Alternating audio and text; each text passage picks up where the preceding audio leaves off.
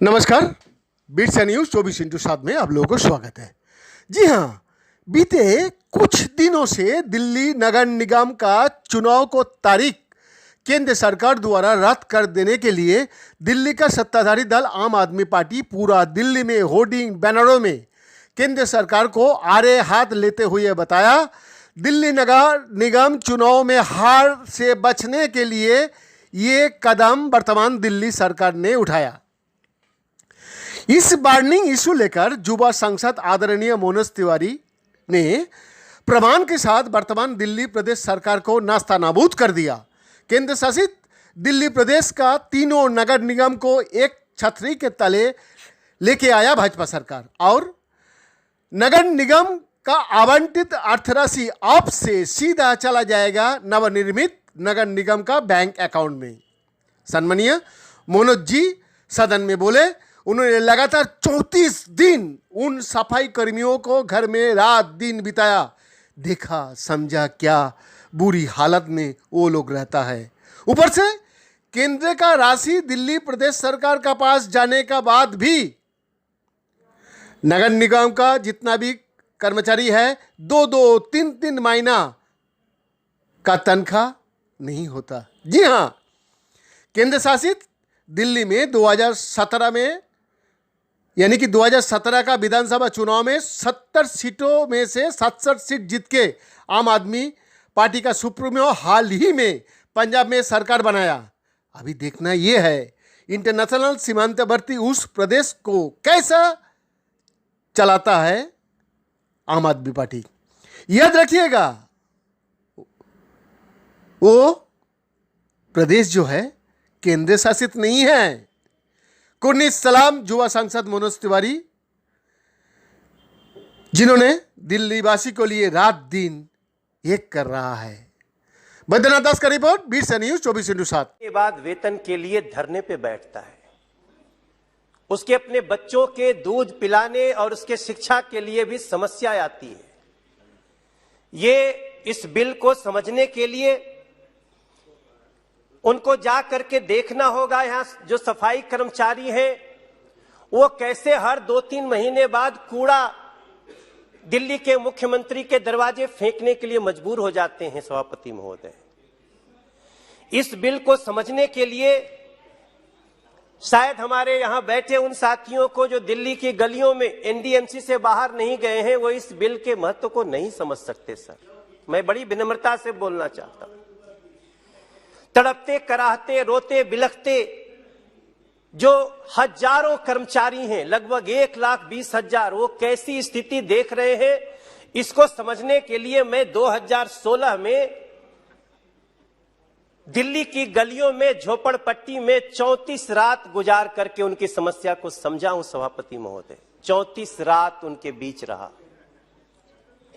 आज हमारे गृह मंत्री जी ये बिल लेके आए हैं, तो वो हमारे पार्टी के राष्ट्रीय अध्यक्ष थे, उनके एक इशारे से कि जाओ झुग्गियों को समझो, मैं गया था। सर, 2017 का चुनाव सामने था। 2015 में यहां एक पार्टी 70 में 67 सीट लेके आई थी। 70 विधानसभा की सीट में से 67। जब हमने दिल्ली के उन लोगों के, झोपड़पट्टी में रहने वाले लोगों के, यहाँ के कर्मचारियों के, सफाई कर्मचारियों के, शिक्षकों के, डॉक्टर्स के, जब हम उनके दर्द समझने के लिए उनके पास बैठे, थोड़ा समय दिए, तो उनका एक ही मांग था कि एमसीडी के वित्त को नियमित करवाइए, किसी भी तरह से इसके वित्त को डायरेक्ट करवाइए, इसके वित्त को ऐसा कराइए कि हम अपने बच्चों के दूध के लिए हमें सड़कों पे न बैठना पड़े। सभापति महोदय, और उसके बाद जब 17 में हम मैनिफेस्टो बना रहे थे, तभी हमने मैनिफेस्टो में लिखा कि हम इस वित्त डायरेक्ट हो, वित्त की समस्या न हो, इसके लिए हम पूरा प्रयास करेंगे। हमारे मैनिफेस्टो का 2017 का पहला ये बिंदु था। और सभापति महोदय, आपको बताते हुए मुझे, पूरे सदन को बताते हुए मुझे हर्ष हो रहा है कि जो दिल्ली की गलियों से आवाज निकली थी, भारतीय जनता पार्टी ने अपने मैनिफेस्टो में रखा था। 70 में 67 सीट लेकर के जो 15 में आई थी सरकार, उसको 272 में 67 पार्षद नहीं मिल पाए थे इसी दिल्ली में। 272 में 67 पार्षद भी नहीं मिले, इतना गुस्सा हो चुका था। लेकिन ये जो शब्द है ना गुस्सा, सभापति महोदय, ये गुस्सा का ही ये लोग प्रयोग करते हैं, अलग अलग करके एमसीडी को। ये चाहते हैं हर विधानसभा के 2.5 साल बाद एमसीडी का चुनाव होता है, तब तक इतना गुस्सा हो चुका होता है दिल्ली सरकार से जनता को कि वो बीजेपी को जिताती है। और इनको पता है, हाँ जी हाँ बिल्कुल स्वागत दा, मैं आपकी बात पे ही आ रहा था। फिर 2.5 साल में ये एमसीडी की ऐसी स्थिति कर देते हैं, पंगु बना देते हैं कि वही गुस्सा उनको फायदा करता है। यही तो मैं कहना चाहता हूं। और उसी चीज को हम बदलने के लिए अपने गृह मंत्री जी का, गृह मंत्रालय का, नरेंद्र मोदी जी का बहुत धन्यवाद करते हैं। इसलिए ये मानवता का उपहार है, ऐसा मैं मान के चल रहा हूं सर। आज दिल्ली की गलियों में खुशी बन रही है, सफाई कर्मचारियों में, शिक्षकों में, डॉक्टर्स में, उनके घर में आज होली दिवाली जैसी स्थिति है। और ये उपहार कोई पहली बार नहीं दिया है केंद्र सरकार ने दिल्ली को। आपको मैं याद दिलाना चाहता हूं। देखिए, इस बिल को समझने के लिए 2-3 पॉइंट्स पे हमको ध्यान देना पड़ेगा, उनको समझना पड़ेगा। दिल्ली में एक ऐसी सरकार है, अगर उसको पता चल जाए कि दिल्ली के कुछ लोगों को उनको तिल तिल तड़पाने से भी हम बीजेपी पे आरोप लगा सकते हैं, तो ये दिल्ली की वर्तमान जो सरकार है प्रदेश की, वो तिल तिल तड़पाएगी। इतना निष्ठुर हो चुकी है, क्योंकि जिसको एक बात का फायदा लेना है, केंद्र शासित प्रदेश है, केंद्र पे आरोप लगाएंगे, हम बच जाएंगे। सभापति महोदय, याद रखना चाहिए इस बिल को समझने के पहले कि प्रधानमंत्री जी ने यहां पे जो एक सड़क थी जहां से निकल के लोग दिल्ली एनसीआर में जाते थे, NH 24 बोलते हैं, जहां 2-2 घंटे ट्रैफिक जाम में धुएं युक्त सड़कों पे जो यात्रा करते थे, ऐसा ही एक उपहार दिया गया था। उस 2 घंटे की यात्रा को 20 मिनट की सुहानी यात्रा बना दिया गया है। यह भी याद है, सबको पता है। यहां सभी सांसदगण, हमारे साथीगण आते हैं, उतर के एयरपोर्ट से उनको धौला कुआं का जाम मिलता था। ऐसी समस्या का निदान केंद्र सरकार ने किया सर। और यहां के 70 लाख लोग एक ऐसा अनऑथराइज का धब्बा लेकर के अपने माथे पे जीते थे सभापति महोदय, उसकी कल्पना शायद जो दिल्ली में नहीं रहता है वो नहीं समझ सकता। उसका घर कब टूट जाए, कब उसको तोड़ने के लिए कोई मशीनरी आ जाए, कब दिल्ली सरकार जानबूझ के किसी एसडीएम को लगा के, किसी डीएम को लगा करके उसको तोड़ने का उपक्रम कर दे, और उस समय गरीब व्यक्ति किसी तरह जो 50 गज 25 गज का घर बनाता था, उसको लाखों रुपए दे करके जान बचानी पड़ती थी। हमें यह भी याद रखना पड़ेगा, केंद्र सरकार ने तब भी अनऑथराइज कॉलोनी का धब्बा दिल्ली के अनऑथराइज कॉलोनी में रहने वाले 70 लाख लोगों का हटा दिया सर। उसको संबद्ध करके देखा जाना चाहिए। आपको बड़ी विश्वास और विनम्रता के साथ बताना चाहता हूं कि आज मैं जब निकल रहा था संसद के लिए, तो मेरे पास सफाई कर्मचारियों के एसोसिएशन से लोग आए थे और वो कह रहे थे कि हमें एचएम साहब का समय दिलवा दीजिए, हम 40,000 लोग उनका सम्मान करना चाहते हैं। ये दिल्ली के गलियों की आवाज है सर। ने 2012 में साजिश हुई थी। 2012 में वो केवल एक एमसीडी को 3 भाग नहीं किया गया था, ये बड़ी साजिश थी। और उस साजिश के तहत फिर भी 10 साल हम लोगों ने देख लिया। ये कितनी साजिश करके भी एमसीडी में तो आए नहीं। कई साथियों ने कहा कि डर गए, भाग गए, यहां गए, वहां गए। जब से सरकार केंद्र में आई है बीजेपी की, दिल्ली में 6 चुनाव हुए हैं सभापति महोदय, और 6 में 4 बीजेपी जीती है। घर घर से कूड़ा उठा रहे हैं। आज दिल्ली में ढलाव घर जहां कूड़ा फेंके जाते थे, हम केंद्र से पैसा लेकर के आके कॉम्पैक्टर मशीन लगाए हैं। आज ढलाव घर मुक्त दिल्ली हो रही है। आपको सड़कों पे अक्सर कूड़ा नहीं दिखेगा महोदय, ऐसा काम करके हमने दिया है। हम लोग 47 नवनिर्मित विद्यालय बना चुके हैं, बाकी नवनिर्माण में है।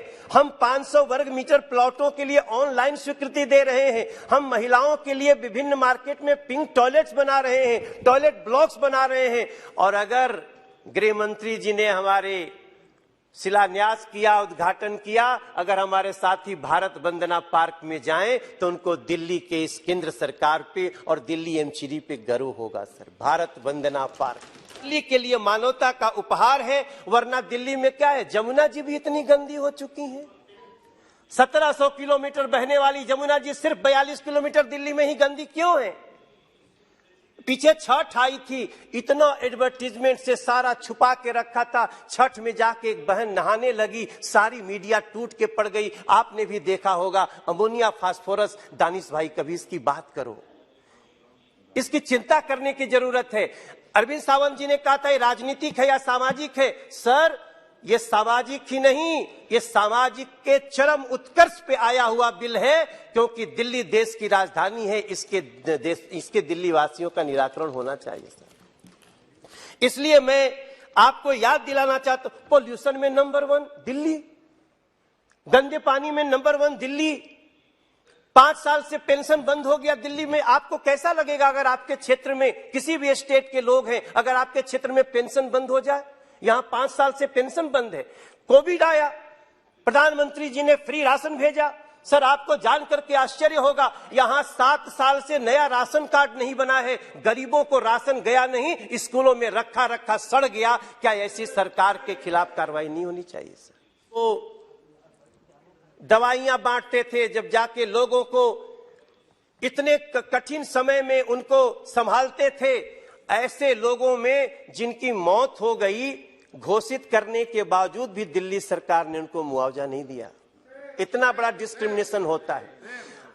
अभी कोई हमारे साथी बोल रहे थे, मैं उनसे सहमत हूं कि निश्चित रूप से मानव का जन्म लेते ही पहला काम निगम से पड़ता है।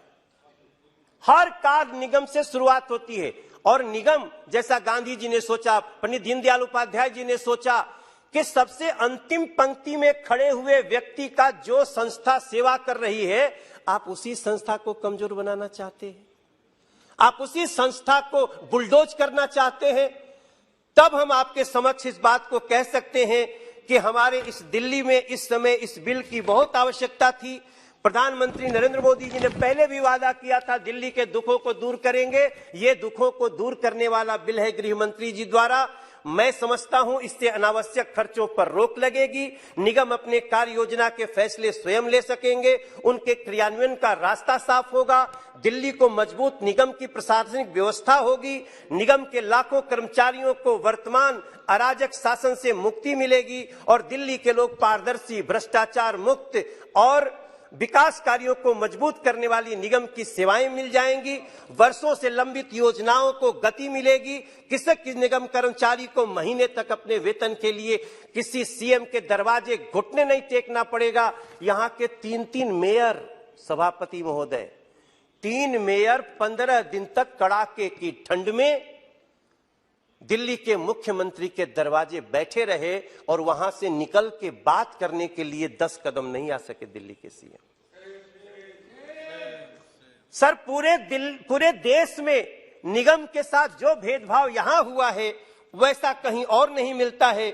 मैं समझता हूं लाखों कर्मचारियों के तरफ से, दिल्ली के निवासियों की तरफ से बेहतर प्रशासनिक व्यवस्था एवं मजबूत नगर निगम देने वाले इस बिल का समर्थन करते हुए मैं माननीय नरेंद्र मोदी जी और गृह मंत्री अमित शाह जी का बहुत धन्यवाद करता हूं। शत शत नमन।